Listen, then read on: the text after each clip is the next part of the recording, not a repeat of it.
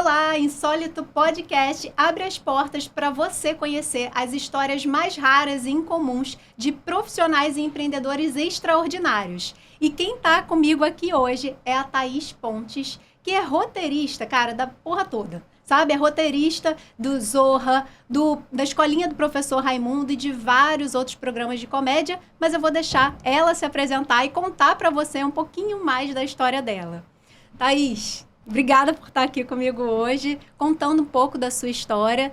E a gente vai... Se apresenta também, já te apresentei aqui, mas fala quais são os principais trabalhos que você já fez até hoje e depois a gente volta na tua história, porque eu quero saber tudinho, né? Desde o iniciozinho, desde quando você começou como roteirista, essa escolha de ser, se foi uma escolha, né? Se foi o acaso, o que aconteceu aí para você chegar nesse lugar e ser a roteirista dos principais programas de comédia que a gente tem hoje, né, na televisão aqui brasileira. Conta um pouquinho. Oi, gente. Primeiro eu queria dizer que é um prazer estar aqui com você, Carla, que eu tanto admiro, uma amiga querida, tão talentosa. Então é muito bom estar aqui e poder falar um pouquinho, a gente conversar sobre trajetória, sobre experiências. Hoje em dia eu estou escrevendo a minha série, que é o Encantados, mas já participei de algumas salas de roteiro muito legais. E é isso, né? Sempre aprendendo, sempre experimentando novos grupos, novas salas de roteiro. Então, é muito legal estar aqui, a gente poder conversar um pouco sobre isso. Que show, Thaís. E, Thaís, assim, como que você entrou nesse universo, né? A gente se conheceu, né, para quem está aqui conhecendo tudo isso, né? É o primeiro episódio aqui do nosso podcast. E a gente se conheceu numa empresa, né? A gente trabalhou juntas na List. E como que foi, assim, essa chegada até ser roteirista? Como que tudo isso começou para você? Então, foi uma trajetória longa. No roteiro, a gente chama de jornada do herói. Sim. Eu passei por muitas questões até virar roteirista. Eu sou formada em publicidade, trabalhei com publicidade durante um tempo, trabalhava em agência, trabalhei numa editora... Trabalhei vendendo anúncio numa editoria. E depois entrei na List. Trabalhava com as redes sociais da List. Só que eu sempre gostei muito de escrever. E sempre fui tímida. Então, escrever era uma forma também de jogar o que eu queria falar para o mundo. Só que eu escrevia em redes sociais e as pessoas falavam, é engraçado isso que você escrevia. Só que para mim ainda era um dilema, porque o que eu escrevia era engraçado, que eu fui descobrindo depois, mas eu, pessoalmente, não me achava uma pessoa engraçada. Você era? Mas eu descobri também que não precisa ser, que isso é legal. É porque você, assim, a minha percepção, né? Você é uma pessoa tímida. E você sempre falou de forma muito, assim, séria, né? Como se fosse... Mas você soltava aquelas, assim, que, tipo, de repente, do nada, né? De forma séria, que fazia todo mundo rir. E eu lembro muito dessa época na época do Facebook, né? Mais, assim, mais forte até do que Instagram, que você escrevia e era sempre muito bom e muito engraçado, né? Trazendo uma coisa do cotidiano de uma forma cômica. Essa sempre foi eu acho que o meu ponto principal. Uma coisa que eu fui entendendo, e é legal você começar a se entender, né? Eu fui entendendo que eu tinha esse olhar da comédia para a vida. Então, as coisas difíceis que às vezes aconteciam na minha vida, tipo o meu atropelamento. Eu fui atropelada por um bandido fugindo da cadeia. Eu botei isso no Facebook e viralizou na época.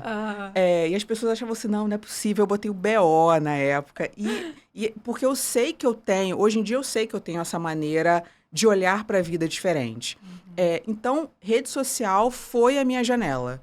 Hoje em dia, quando me perguntam assim, como é que começa? Claro que hoje rede social às vezes deu uma baixada, assim, algumas, mas achar a sua janela. E eu acho que a rede social foi a minha. Os meus amigos falavam, é engraçado, eu lembro de você falar, é engraçado. E eu não acreditava. Eu não acreditava. Eu falava assim, tá falando que é meu amigo, tá falando que é isso. Sim. E aí eu comecei a fazer cursos de roteiro. Porque é isso, achar as ferramentas, contato. Eu acho que isso foi uma grande chave na minha vida, sabe? Primeiro assumir, né, Thaís? Assim, você ter essa percepção do que as pessoas realmente falavam. Eu acho que eu vejo muita gente, né, trabalhando no desenvolvimento humano e carreira e tudo mais, Eu vi muita gente que falava assim, eu não tenho talento, só que todo mundo tem. Sim. É porque é uma coisa, às vezes, tão comum pra gente e a gente simplesmente não percebe, só que os outros percebem. Então, é uma forma de você olhar e falar assim, cara, se tem muita gente falando a mesma coisa, é porque tem alguma coisa aí. De fato, existe e eu preciso explorar isso, porque é aí que está realmente o lugar do meu talento, onde eu posso trazer mais as minhas habilidades e trazer ainda mais, que eu acredito aqui, que a história do podcast é essa, que é a gente servir, né? A gente serve com o nosso trabalho. E você serve através dos roteiros que você faz, trazendo alegria pra gente, né? Trazendo felicidade e alegria pra gente. Então, acho que foi muito bom você ter essa percepção, justamente de que você tem esse talento e falar, cara, se vocês estão falando isso é porque tem alguma coisa. E aí foi que talvez tenha virado para você ir em busca disso. Em busca de realmente trazer isso como um lado profissional, né? E ser generosa comigo, sabe? Eu acho que a gente tem que ser um pouco generoso com a gente, entendeu? Eu acho que eu sou boa nisso mesmo. E aí, enquanto eu entendia isso, eu comecei a fazer docinhos, porque eu não conseguia, com a minha renda, pagar tudo. Aí comecei a fazer docinho. Aí trabalhava na List, fazia docinho, tinha uma empresa de docinho. E comecei a fazer oficina da Globo, me chamaram para oficina, e aí virou aquele dilema, né? Como? O que eu faço? Será que eu deixo o certo aqui? E o primeiro dilema foi, deixo o certo da empresa que eu trabalhava e invisto nos docinhos que estavam começando a dar certo?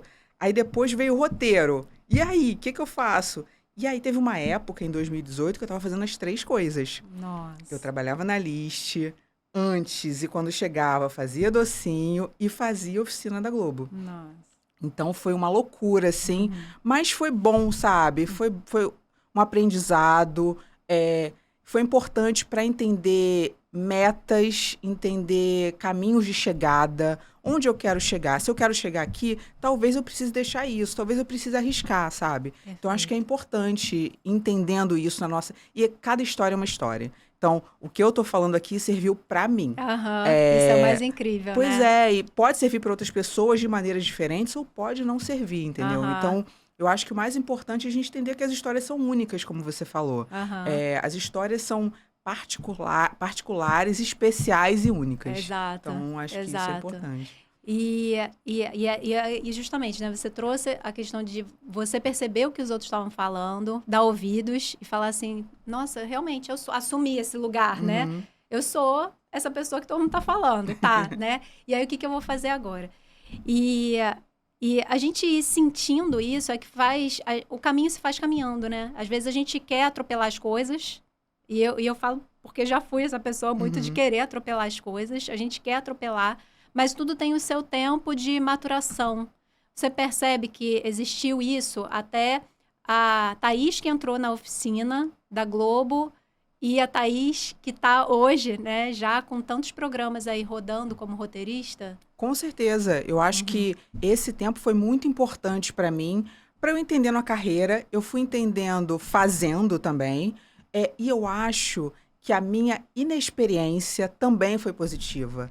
Eu acho que você conseguir tirar coisas positivas de todas as etapas, por exemplo, o Encantados, que é a minha série da Renata, que está hoje no ar, a gente está escrevendo a 3ª temporada agora, nasceu na oficina e muito fruto dessa inexperiência, porque a gente recebeu o projeto final da oficina era criem um produto. Pode ser uma novela, uma série, um quadro de humor. Eu e Renata fomos pro bar e a gente começou a falar de quem que a gente quer falar, do que a gente quer falar. A gente falou, a gente quer falar da gente. A gente começou a criar sem limite.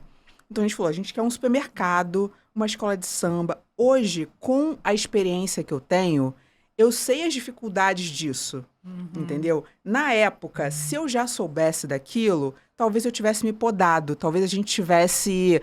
não vamos fazer um supermercado, não vamos fazer uma barraquinha de cachorro-quente. E eu sei que o que fez com que a Globo se interessasse foi aquilo.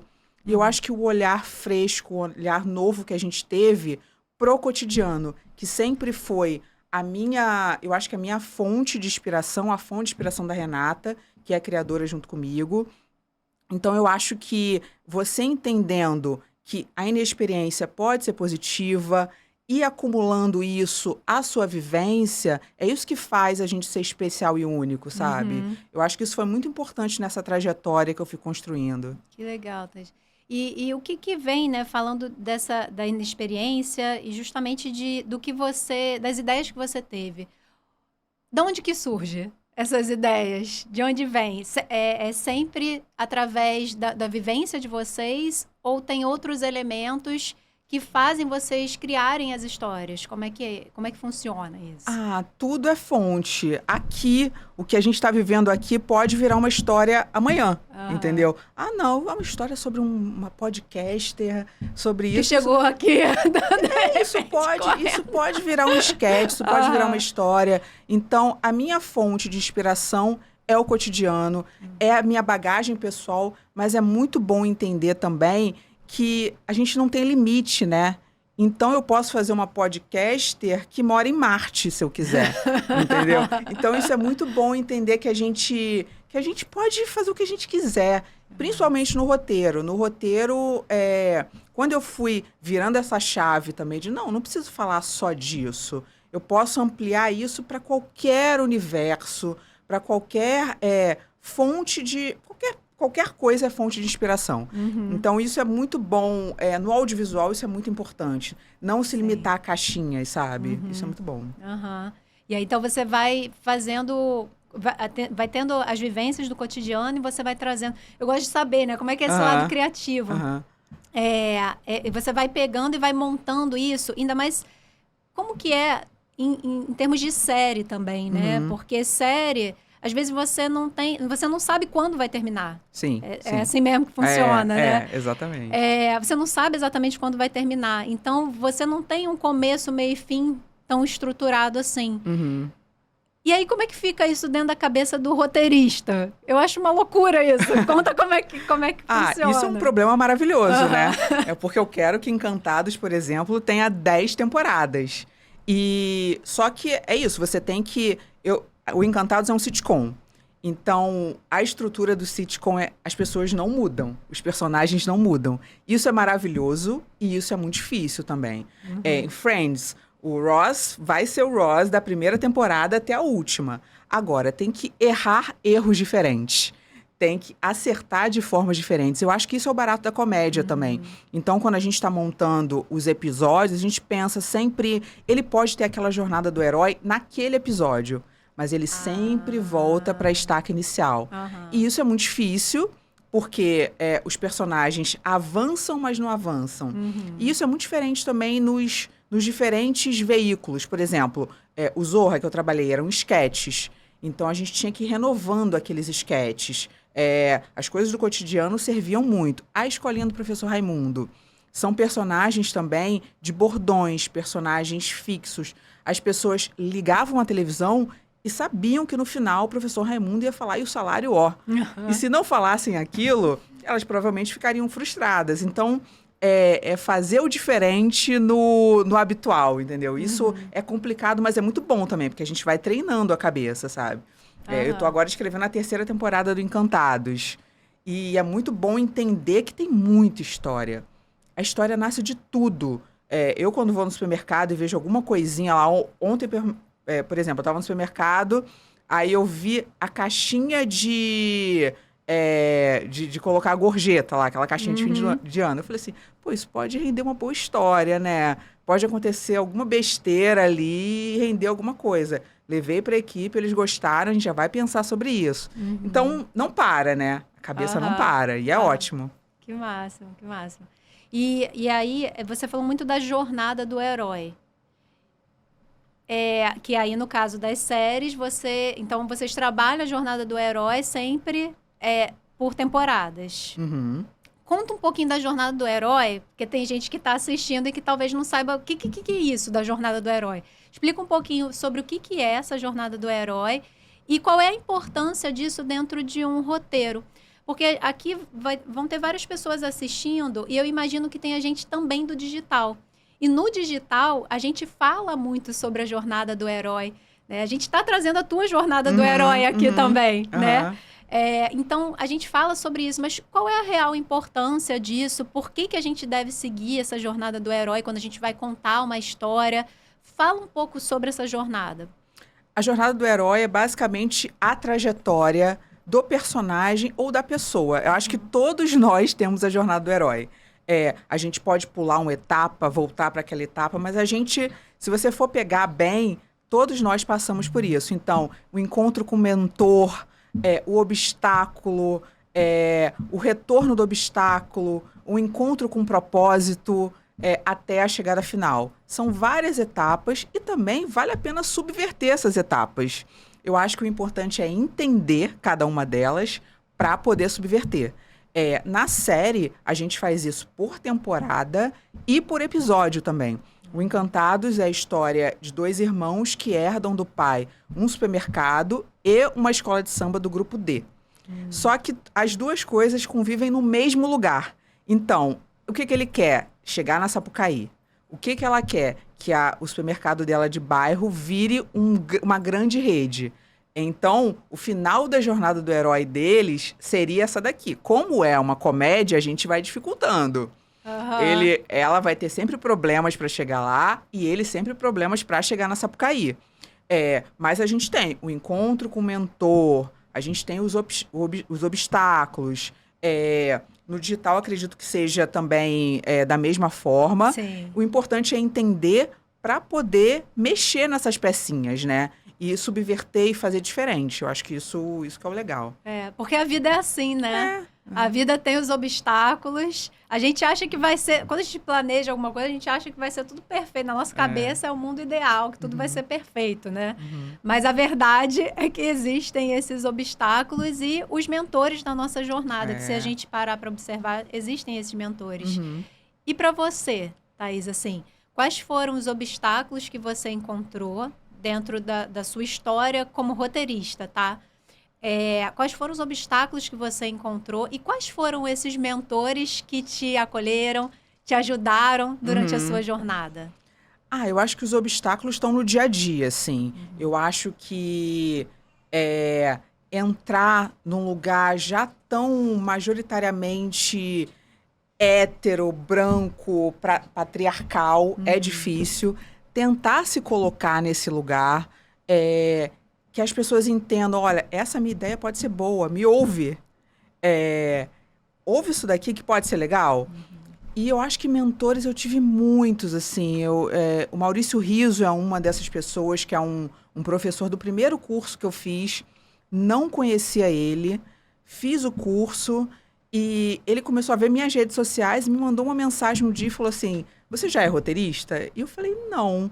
Pô, mas eu acho que você é boa. Você quer fazer um teste pro Zorra? Uau. Uma pessoa sem me conhecer. E eu sempre fui daquele tipo de falar assim, não, é panelinha. Não, é isso. Tem que conhecer alguém. Não conhecia ninguém. Então, acho que isso é a importância também dos contatos. De você se entender. Entender que você pode. Porque eu não entendia. Precisaram... Olha, eu tô aqui porque insistiram comigo. Porque chegou um momento que eu falava assim, eu acho que não dá, será que eu posso? Será que eu consigo? E as pessoas falam, não, dá. O Maurício, a Renata, que entrou comigo, a Renata Andrade, entrou comigo na mesma oficina, é minha amiga de 25 anos. Essa é uma história que eu acho que também é uma história muito diferente. Vocês não se conheceram na oficina? Não, eu conheço ela desde os 15 anos, a gente tinha uma amiga em comum, a gente morava em lugares diferentes e viramos muito amigas. E ela também tinha essas coisas de rede social, de escrever. Entramos na oficina juntas, fizemos um projeto e o projeto emplacou. Que, assim, não sei se as pessoas estão ouvindo, entendem como é o funil do audiovisual e principalmente da Globo, mas dos milhares de projetos que eles recebem lá mensalmente, às vezes nenhum entra na Globo. A gente conseguiu, na TV aberta. Então, Eu hoje em dia entendo que o que a gente tem feito hoje é uma coisa muito difícil, assim. O primeiro projeto emplacar, tá numa 3ª temporada, a gente conseguiu ganhar prêmios de crítica, ganhamos o APCA, participamos fomos finalistas do Prêmio Platino, europeu. Então, tem muita coisa legal acontecendo que foi porque eu fui ouvindo esses mentores, sabe? Uau. Os mentores e me entendendo como uma profissional capaz de fazer isso. Porque também quando você se coloca nesse lugar de, será que eu consigo? Será que vai? E esse medo, ele te aterra. Ele te aterra. Então, tem que deixar voar. Hoje em dia eu entendi que isso é possível, sabe? E hoje, quais são os seus principais mentores? Continua sendo o Maurício, professor? Você tem outros mentores? Vamos nesse, que depois tem uma outra pergunta aqui para fazer, mas vamos nessa. Olha, no audiovisual, a gente trabalha com salas de roteiro. Então, hoje, eu estou no Encantados, estou numa série de drama que está em desenvolvimento. E eu acho que em cada encontro, você tem uma pessoa, tem um mentor. Então, eu acho que todo mundo que eu convivo, de alguma forma, me ensina e me eleva. E eu acho que isso é importante nas salas de roteiro. No audiovisual, o coletivo. Ninguém faz nada sozinho. Ninguém. E quando eu ouvia isso antes de entrar, eu achava tudo clichê. Eu falava assim, tá bom, vai falar que isso, esse discurso projeto... bonito, né? Hoje em dia, eu me vejo falando essas coisas, eu fico assim, meu Deus, o que eu tô falando? Eu tô falando as coisas que eu sempre critiquei, mas eu entendo que é verdade. Então, os mentores vão aparecendo na nossa vida, e o mentor não é só alguém que está acima de você. Sim. Não mesmo. Eu conheço pessoas no meu trabalho que eu falo assim, caramba, que incrível, é para isso que eu tô fazendo esse trabalho, sabe? Eu vou conhecendo, me entendendo e me fortalecendo. Então, eu acho que cada pessoa que me fortalece, independente de estar no mesmo ramo que eu entendo como mentor, sabe? Minha mãe é minha grande mentora. Grande mentora, assim, de tudo, de incentivo, de história de vida mesmo, sabe? Eu me inspiro muito nela, nos personagens, nas coisas que eu faço. Então, eu acho que ela é minha grande mentora. E todo mundo, de alguma forma, que me fortalece, eu entendo como mentor também. Que máximo, que máximo. E a sua entrada no Zorra, como que foi, assim? Como que funcionou a sua entrada no Zorra e depois a escolinha? Como é que foi? Então, eu fiz o curso do Maurício Riso. Ele me chamou para fazer um teste para o Zorra. Só que ele falou de cara, ele foi muito sincero. Ele falou assim, olha só, eu quero que você entre no radar. Provavelmente você não vai passar nesse teste, porque eles querem alguém experiente. Mas só de você estar lá, você que nunca foi vista por aquele grupo, isso já é interessante. O primeiro objetivo era ser vista. Era entrar no radar daquelas pessoas que eu nunca tive contato. Então, eu fiz o teste e, de fato, não passei nesse teste. Só que esse teste, eles gostaram tanto que me chamaram para oficina. Então, ele estava certíssimo. Me chamaram para oficina. E na oficina, na primeira semana, o Celso Tadei, que eu também considero um dos grandes mentores, que foi quem idealizou a oficina junto com a Gabriela Amaral. Ele falou assim, olha, eu vou escolher uma pessoa aqui para entrar como ouvinte na sala da escolinha do professor Raimundo. E me escolheram. E aí, só que aí foi um processo... Primeiro foi a escolinha, isso? Primeiro foi a escolinha. Tá. Porque aí me chamaram como ouvinte. Eu chegava lá e era para só ouvir, entender como era uma sala de roteiro. E aí, no primeiro dia, eu falei assim, eu acho que eu sei fazer isso. E aí, eu falei com o redator final, falei assim, eu posso trazer minhas ideias e eu falo no final, só para você entender se são boas ou não? Ele falou assim, tá, tudo bem, pode trazer. E aí, eu comecei a apresentar. E nessa semana, na primeira semana, ele falou assim, eu vou ter que usar suas ideias. Só que para usar suas ideias, eu tenho que te contratar. E aí eu fui contratada. Aí eu fui contratada. E aí no mesmo ano já me chamaram para o Zorra. Então comecei a fazer o Zorra e o Mulheres Fantásticas. Quando foi isso? Isso foi 2019. 2019. 2019, quando tudo começou a acontecer, assim. 2018 eu entrei na oficina. 2018 mesmo eu entrei na escolinha, não, foi 2019 mesmo. Entrei na escolinha, no Zorra e no quadro do Fantástico, Mulheres Fantásticas, que é um quadro incrível que tem até hoje, eu faço parte ainda, que é um quadro inspiracional com mulheres de todos os tempos que foram ou apagadas ou não são tão valorizadas. Então, são animações que linkam essas mulheres com personagens de hoje. Então, é um quadro muito legal.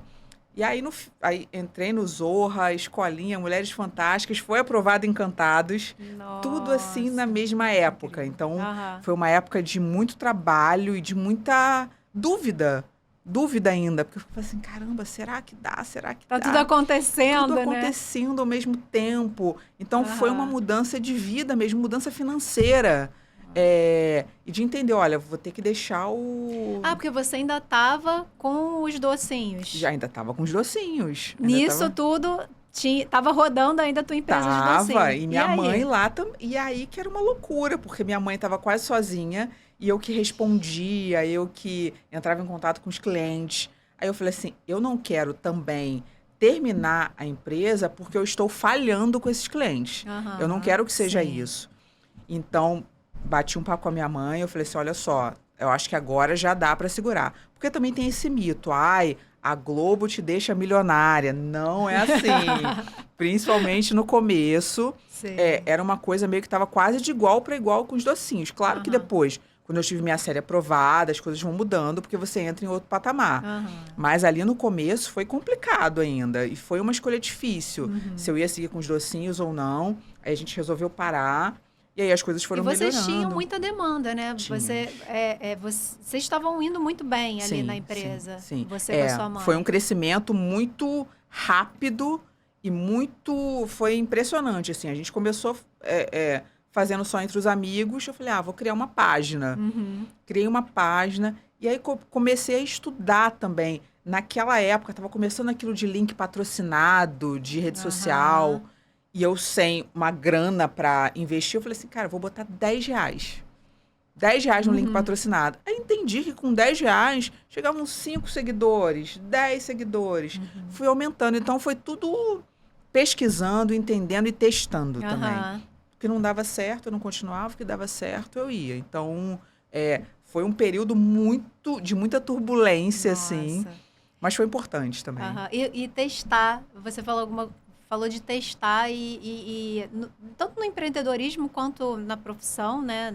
Na nossa profissão, a gente precisa quebrar o medo Uhum. de experimentar, de testar, de errar e acertar, Claro. né? Às vezes a gente fica nessa, porque tem que estar tudo perfeito, né? Tem que estar com o mundo perfeito para conseguir, então, dar o primeiro passo. Mas a gente precisa fazer as coisas que estão nas nossas mãos, né? É, E você fez desde o início. Você desde o fez na empresa É. que você tinha com a sua mãe, dos É. docinhos. Então, você testou ali e você experimentou no seu caminho de roteirista. Sim. E Desde o começo. desde o Desde o começo. início. Esses testes são importantes. Mas é importante também falar que nem todo mundo tem oportunidade de fazer esses testes. Eu tive essa oportunidade porque tinha minha mãe ali de rede de apoio. Perfeito. Mas eu acho que, assim, os testes são muito importantes. A possibilidade do erro. A Uhum. gente ter a possibilidade do erro Perfeito, é verdade. é muito importante, Uhum. sabe? Saber que você pode errar aqui, se não deu certo, vai para outra coisa. Ou... E tentar, eu acho que quebrar um pouco do medo. Uhum. O medo é paralisante. Uhum. E eu sei porque eu tive muito medo por muito tempo, de muitas coisas. E quando eu fui deixando esses medos de lado, as coisas foram... Ainda tenho muitos medos. Na verdade, medo vai ter. Medo né? vai ter. É você ir em direção dele mesmo para quebrar esse medo. né? Exatamente. E entender que quando não dá certo, vamos partir para outra. Uhum. E, por exemplo, hoje sei que eu estou num momento muito bom profissionalmente. Uhum. Mas já coloco o pé no chão que talvez não seja assim sempre. Uhum. Então, agora que eu estou nesse momento, eu estou tentando fazer tudo que eu posso para deixar o meu nome em voga, para que meus trabalhos sejam vistos por mais gente. Então, é um plano de carreira mesmo. Eu tenho esse plano de carreira. Isso eu acho Isso que eu ia te perguntar. Você consegue visualizar daqui a alguns anos como que você quer estar, né? Uhum. Quais são os seus objetivos para daqui a alguns anos? Você tem? Eu tenho meus objetivos e eu acho que isso eu estou construindo desde o momento que eu comecei, assim, com os meus contatos, com a maneira de lidar com as pessoas, com a questão financeira mesmo, de segurar, de aprender a investir, com os meus projetos. Tenho os meus projetos ali na gaveta que eu sei o momento de apresentar. sei para quem apresentar.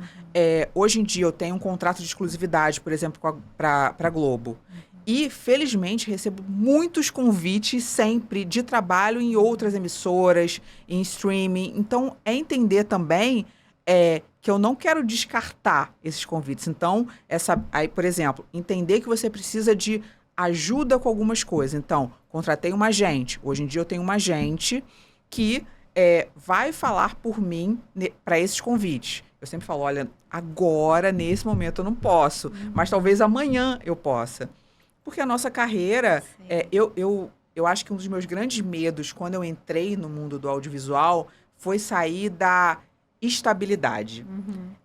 Porque eu sempre fui muito tipo, não, é isso, eu vou ter durante tantos meses esse dinheiro tal.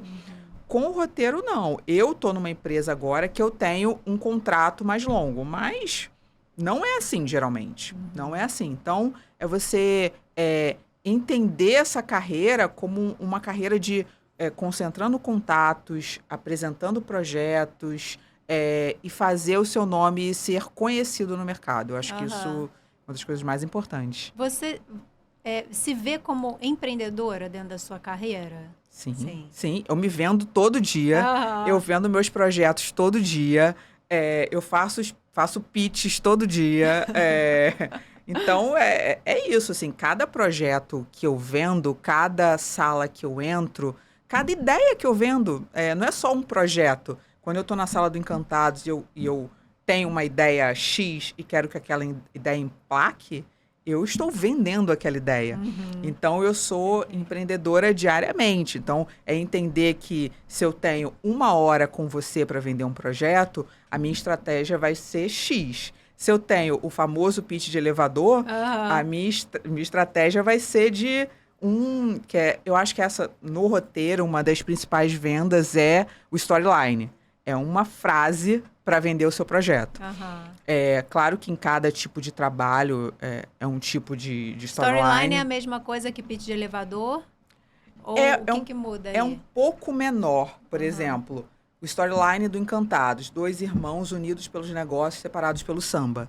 Uma frase que resume o projeto e dá um pouquinho de instiga.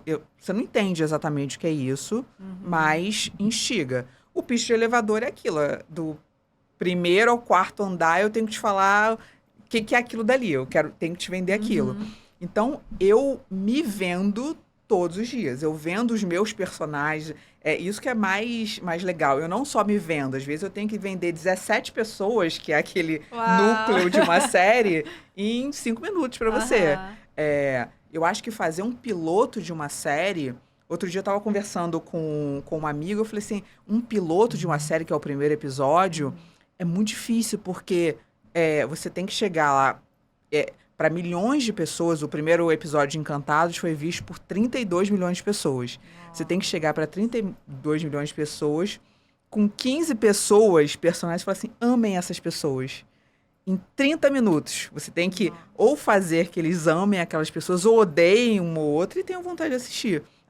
Então, é isso. Eu tenho certeza que eu sou uma empreendedora, porque você tem que se vender personagens, vender ideias a todo segundo, praticamente, assim.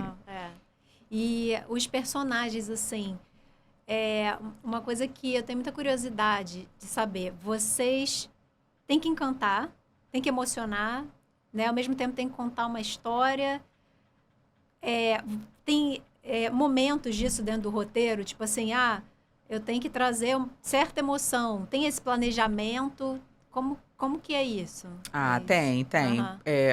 Mesmo na comédia,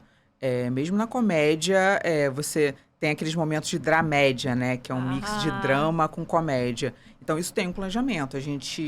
Porque tudo é muito planejado, né? Uma série, um episódio para entrar no ar... Quanto tempo demora, mais ou menos? Olha, 7 meses, mais ou menos, para escrever uma temporada. Agora a gente está começando a 3ª temporada... Começou tem 2 semanas, a gente vai escrever durante 7 meses, aí depois tem pré-produção. Então, é muito tempo para você pensar em cada passo dessa história. Porque se o público se desliga, acabou. Se você perde o personagem ou perde o público, você não... até consegue. Novela, eu acredito que seja mais difícil ainda, porque... quer dizer, na verdade, talvez seja mais tranquilo, porque é uma obra aberta, então você pode mexer. A série, se naquela temporada eles não gostaram... Mas, por exemplo, a Globo tem grupos de pesquisa, então... A gente participou, a equipe toda, de um grupo de pesquisa aqui no Rio e em São Paulo. Para saber da audiência. Para saber das pessoas. Então, é aquela coisa, atrás de um vidro, ninguém te vê, grupos de pessoas falando sobre o seu trabalho. Porque você tem que tirar o ego também total, e ouvir, porque exatamente. Não gostei e tal. Porque também... Tá aberto para ouvir esse tipo de feedback, né? E que é bom também. Muito. É muito legal. Tanto as críticas... Todas as críticas a gente ouvia e falava assim, é verdade. Algumas não, mas absorver o que é bom.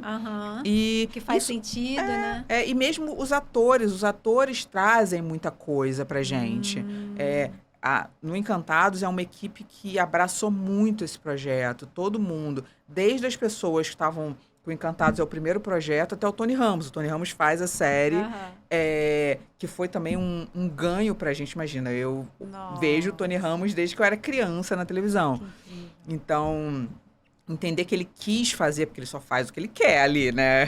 Que ele leu e já tá gostou. nesse lugar de escolher ali. E ele faz um vilão que é de propósito ridículo, com uma peruquinha ridícula. Então... entender que ele gostou do projeto e se encantou com isso. A gente teve que fazer o pitch para ele também, apresentar o projeto e entender que ele... É isso, são várias etapas, mas todas com um propósito tanto de fazer rir quanto de emocionar. Isso tudo tem que estar no mesmo bolo ali para dar certo. E aí esses atores, então, eles têm essas interações com vocês para trazer do personagem... E eles têm liberdade, assim, para também mudar um pouco? Como é que é isso? A partir do momento que você entrega ali o roteiro para ele, do papel dele, ele pega aquele roteiro e aí? Ele cria também em cima do roteiro, a escolha até do personagem, né? Para aquele roteiro. Como é que é essa estrutura toda? Até chegar nos nossos olhos, assim, a gente vê. Cada projeto é um projeto. Eu vou falar do meu, porque... É um projeto até único, porque geralmente não acontece isso. A gente participou de todas as etapas. Então, quando a gente finalizou a entrega dos roteiros, começaram a chegar os testes dos personagens. A gente indicou algumas pessoas para que elas fizessem teste e a gente foi recebendo. Então, a gente recebia vídeos com os textos para ver se a gente aprovava ou não. E foi muito legal, porque antes eu falava assim, será que a gente sabe quando bate, quando dá o match? E eu tinha medo, eu falei assim... Porque você nunca tinha feito isso antes. Nunca tinha feito. Foi a primeira vez. E eu falava assim, e se eles gostarem, todo mundo gostar de alguém que eu não gostei, como é que faz? E não aconteceu, a gente olhava e falava assim, é esse. Olhava, tá, é esse. Todo mundo, rolou um match muito, muito único ali em todo mundo. E aí, depois que foi escolhido o elenco, a gente faz leituras. E aí, é claro que tem pessoas que improvisam mais. O ideal é que todo mundo siga o roteiro, né? Porque a gente não passou 7 meses ali escrevendo pra alguém... Ai, me rola aquilo, assim, meu Deus, mudou o roteiro. Acontece. Pô, eu fiquei 7 meses escrevendo aquilo dali pra alguém em 5 minutos ler e falar assim, não, será que não é melhor tal coisa? É claro que a gente provavelmente já passou por aquele momento daquele será que não é melhor tal coisa. Mas aí a gente conversa e tem improvisos que são geniais. E você fala assim, nossa, como é que a gente não pensou nisso? Mas isso é conversado. Tem a coisa da embocadura. Às vezes a gente escreveu de uma maneira e a pessoa, na hora de ler, lê de outra forma que é de um jeito mais dela, mas falando a mesma coisa. Então, aí tudo bem, entendeu? E por a gente estar no set também, eu vou no set, a Renata, o Antônio Prato e o Chico Matoso, que também escrevem, são 4 pessoas escrevendo, a gente participa do set. Então, tá lá junto é importante, tanto para conversar sobre tom, o diretor, o Henrique Sauer, é um diretor maravilhoso e muito... ele entende muito essa coisa do coletivo. Então, ele pergunta pra gente muita coisa, ele sempre tá tendo um diálogo com a equipe. Porque são muitas pessoas, muitos olhares, muitas mãos, São quantas pessoas no todo? No O elenco já é todo, grande, né? De Encantados, né? No todo são centenas. Nossa. Centenas, assim. Eu lembro que a primeira gravação que eu fui, eu fiquei muito impressionada. Eu falei assim, caramba, tem gente que eu nem conheço, assim. Eu tento estar muito junto, mas são centenas de pessoas mesmo. Eu levei minha mãe um dia no Projac, né? E foi muito bonito ver a emoção dela. Tipo assim, nossa, vocês pensaram num supermercado e eles fizeram, porque é um supermercado em tamanho real. Que incrível. Lá dentro do Projac, dos estúdios, que hoje não chamam mais Projac. E ali você entra, assim, centenas de pessoas trabalhando. Nossa. É muito legal ver que tem muita gente para fazer um produto para milhares de pessoas. Isso é muito importante, né? Eu, todo dia, quando eu acordo e às vezes eu tô cansada, fim de semana escrevendo, eu falo assim, não, cara, eu tenho que dar o meu melhor aqui, porque muita gente vai ver isso e eu quero que seja o melhor que eu tô fazendo, sabe? E isso que você está falando, acho que na pandemia eu percebi muito isso dos artistas de forma geral, mais até de artistas de músicos, né? Que faziam lives e eles falavam muito de quem estava por trás, né, disso tudo, né? Do show deles. Eu lembro muito da live do Lulu Santos, ele falando que ele estava ali muito por toda a equipe dele, que precisava estar ali, que precisava do trabalho, né? Eu acho que na pandemia, assim, minha sensação é que na pandemia isso veio muito à tona, essa questão de, nossa, a gente precisa se ajudar aqui, porque tem pessoas que não são vistas e que precisam continuar com o seu trabalho, precisam continuar sendo remuneradas, né? Você passou pela pandemia. Sim. Como é que foi esse momento? Foi um momento muito difícil, mas eu acho que o meu trabalho me salvou também um pouco, sabe? A gente foi entendendo essa coisa de trabalho remoto, porque não era uma realidade. Fomos entendendo que a gente conseguia trabalhar dessa forma. E o Zorra, que eu estava trabalhando na época, ele não saiu do ar.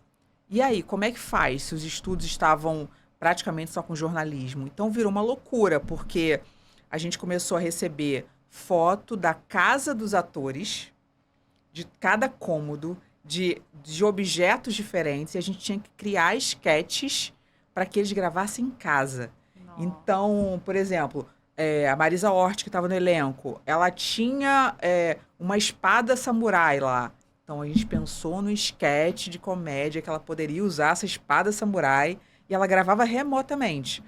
Então, foi muito bom também me sentir viva nesse momento de tanta insegurança. A gente não sabia o que ia acontecer. Eu comecei a criar mais, escrevi um projeto de pandemia também, escrevi uma peça, que depois a dona Léa Garcia, que a gente ia estrear agora, mas ela faleceu antes, então era a dona Léa Garcia e a Luana Xavier. A gente, na pandemia, filmou, a gente queria estrear nos palcos, presencial. Como não dava, a dona Léa, já com quase 90 anos, ela falou assim, não, eu quero fazer, vamos fazer. E aí rolou uma filmagem no teatro com uma equipe pequena, tem rodado aí por alguns lugares e vamos estrear presencialmente sem a dona Léa, mas vamos estrear ano que vem. Então foi um momento de criação de muita insegurança também, mas nem todo mundo teve a oportunidade, como eu tive, de estar num lugar seguro, de me sentir segura e conseguir criar. Mas para mim, eu acho que o trabalho foi muito importante. Assim. Que até, eu acredito que tenha sido até enriquecedor até em termos de criatividade, né? Sim, Você teve que se virar nos 30 aí com a sua criatividade, com coisas totalmente inesperadas. E isso foi um exercício para você? Você percebeu que exercitou ainda mais esse lado criativo aí? Foi um exercício forçado, mas foi. Porque se me pedissem para escolher, eu não escolheria. Ter que fazer aquilo, ter que usar o copo da casa de um ator para fazer. A espada da Marisa Hort. A espada da Marisa... Não gostaria.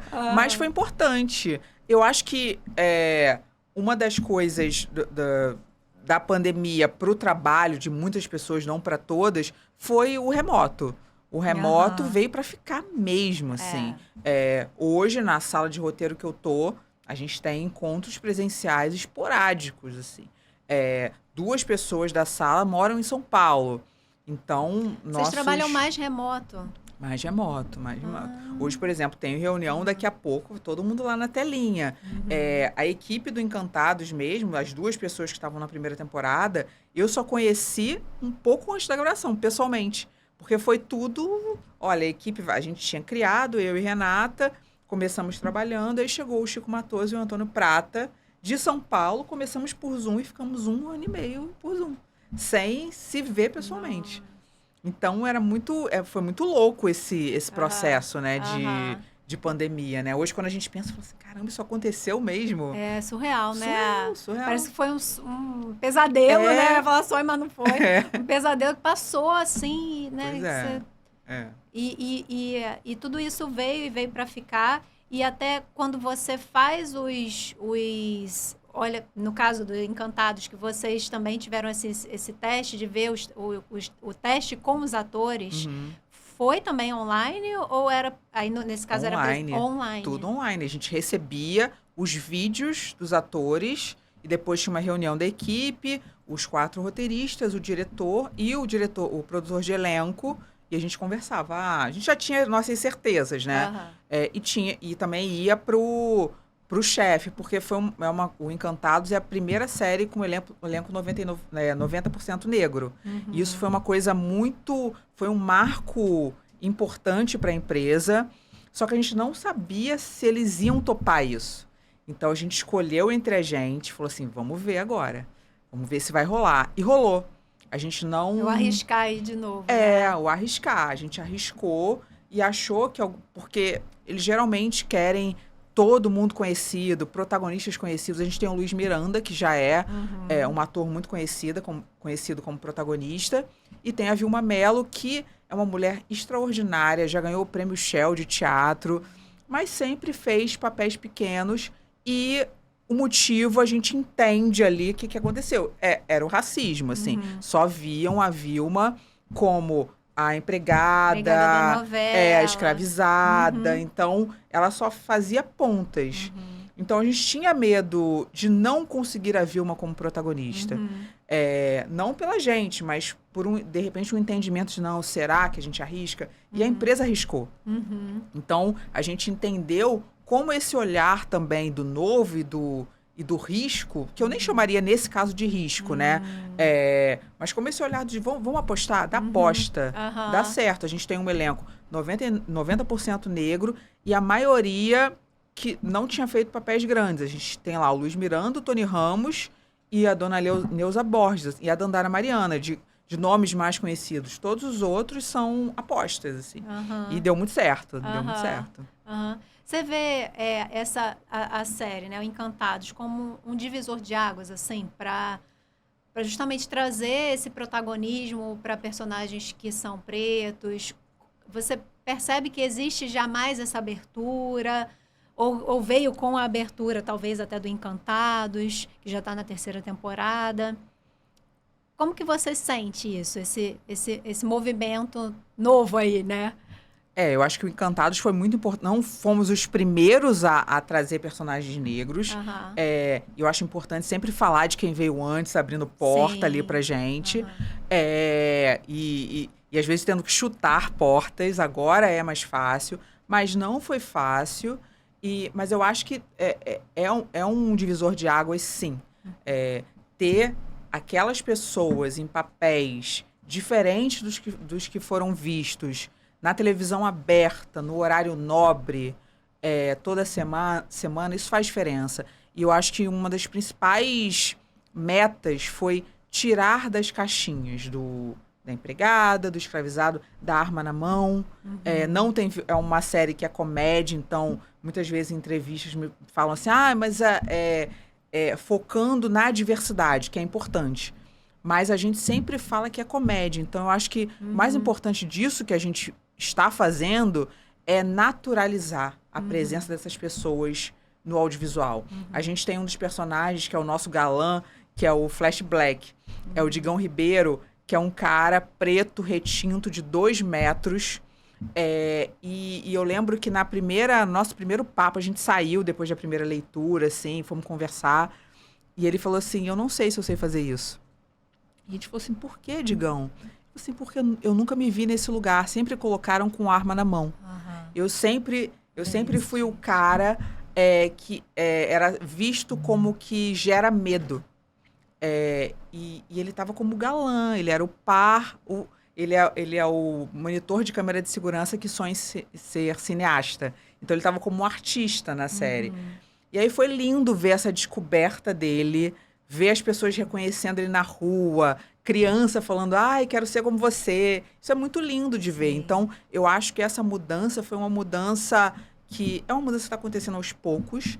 E eu acho que no caso da Globo, não é só porque a Globo é legal, é porque a Globo viu que vende. O Encantados deu muita audiência, a gente recebeu prêmio, a gente tá com essas temporadas, não é porque... Claro, é um negócio, É um né? negócio. Faz parte, exatamente. Então, eu acho que essa mudança é uma mudança importante. Eu acho que tem que continuar, assim. Eu acho que a ideia é essa. E eu acho legal a gente falar sobre isso, porque é um negócio, mas não quer dizer que o negócio tem que ser excludente. Ela é includente, né? Claro. Ela vai, inclui e tem que ser uma coisa normal, gente. Óbvio. Né? Assim, é impressionante isso. A gente até hoje, na sociedade, tem essa divisão. Que eu acho ridícula, né? Na verdade, porque né? 56% da população é negra, por exemplo. Outro dia eu tava num evento e a Thaís Araújo, a gente estava conversando, ela falou assim, é impressionante entrar no Projac agora e olhar para os lados e se ver. Ela falou, ela brincou assim, tá parecendo até o Brasil. Porque antes eu entrava lá e não via, mesmo quando eu entrei. Imagina, porque ela entrou muito nova, numa época que realmente era isso, era o personagem preto, sei lá, ou era babá, né, era empregado. E que delícia, né, ouvir isso. Eu acho que para você deve ser, assim, uma realização ainda maior, que eu acho que entra no nosso trabalho, entra o propósito, né? Claro. Quando a gente faz com amor e tudo mais, tem, né, poxa, assim, eu estou fazendo alguma diferença. A ideia era essa, assim, como eu até falei no começo, quando eu sentei no bar com a Renata para criar, a gente falou assim, a gente quer se ver. E é isso, a gente está se vendo, olhar para a tela, as pessoas olharem e falarem assim, é isso, eu me vejo nesse personagem. É muito lindo quando as pessoas vêm falar com a gente, assim, depois de ou de saberem que a gente escreve, falam assim, nossa, meu tio é igual ao personagem tal, eu sou igual ao personagem tal. Eu acho que a identificação é muito importante no audiovisual. E quando você sente que conseguiu, é muito bom, assim, é muito legal.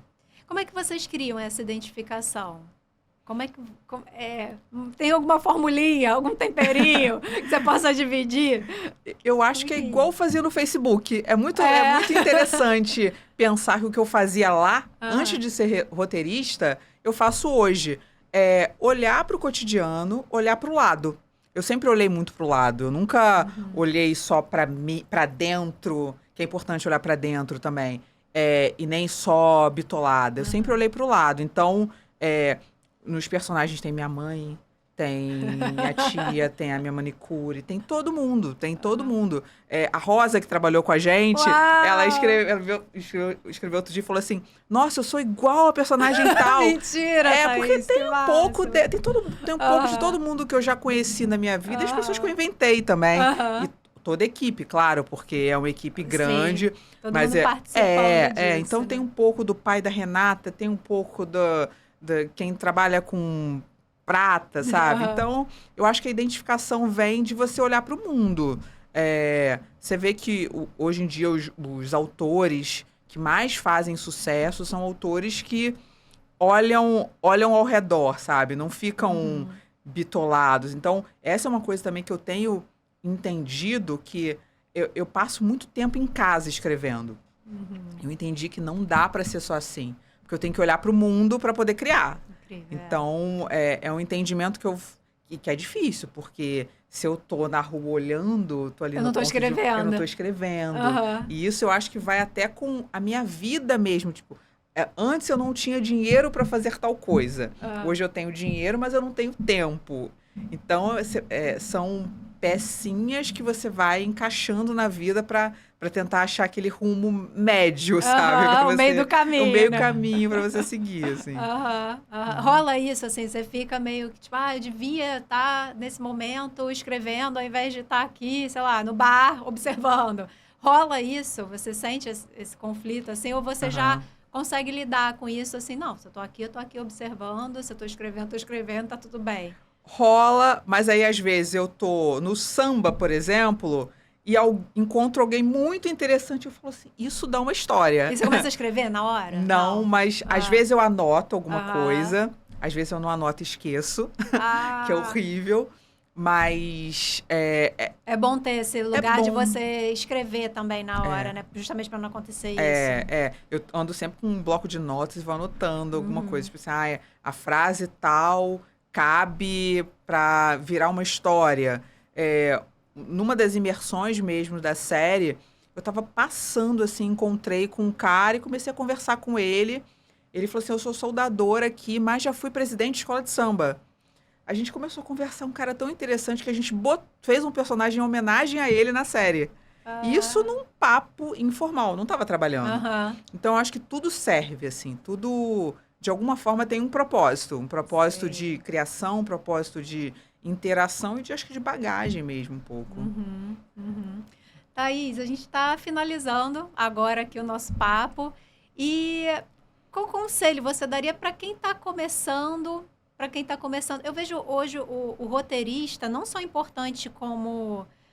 tem várias portas, né, abertas para um roteirista. Hoje, quem trabalha na mídia social, divulgando seu trabalho... Eu já pensei em contratar um roteirista para mim. Sim, é muito importante. Tá?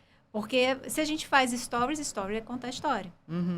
Se a gente faz um Reels, a gente tem que contar uma história. Né? Se a gente faz um carrossel, a gente tem que contar a história. Então, tudo é histórias, né? Então, acho que tem muitas portas se abrindo aí para os roteiristas, que não é só a televisão aberta, no seu caso, mas existe televisão aberta, existe fechado, existe o YouTube, né? Existe o Google, né? Um blog, e existem N possibilidades. Então, assim, que conselho que você daria para quem está começando hoje? Como roteirista, ou de repente alguém que gosta de escrever e não é roteirista ainda, que conselho você daria?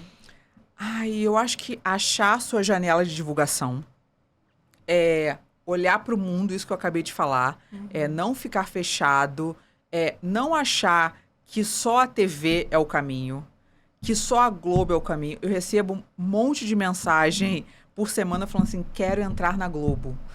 Aí eu pergunto, você quer escrever ou você quer entrar na Globo, sabe? Existem diferenças. Eu, quando comecei a escrever, eu queria escrever. Eu não estava nem pensando nisso. E é o que você falou. Redes sociais precisa de roteiro. Várias vezes eu vejo, assim, passam umas pessoas, às vezes influenciadores, e falam assim, gente, essa pessoa não tem um roteirista na vida dela. E outras, você entende como tem um perfil do Rafael Vicente, que é um garoto da Maré, que ele começou a fazer vídeos com a família dele. E ele viralizou. Então, eu acho que é isso. Ele olhou... tem aquela frase do Tolstói, né?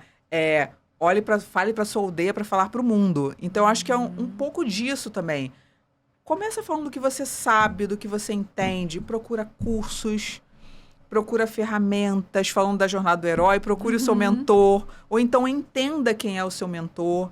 Não precisa de grana para fazer isso, porque eu, felizmente, consegui pagar um curso de roteiro, mas nem todo mundo consegue. Tem livros sobre... Tem um monte de livro, tem ferramentas do humor, tem do... Depois eu posso... Tem do próprio da jornada do herói. Tem, né? Da jornada do herói. Depois eu posso até passar os nomes, se você quiser.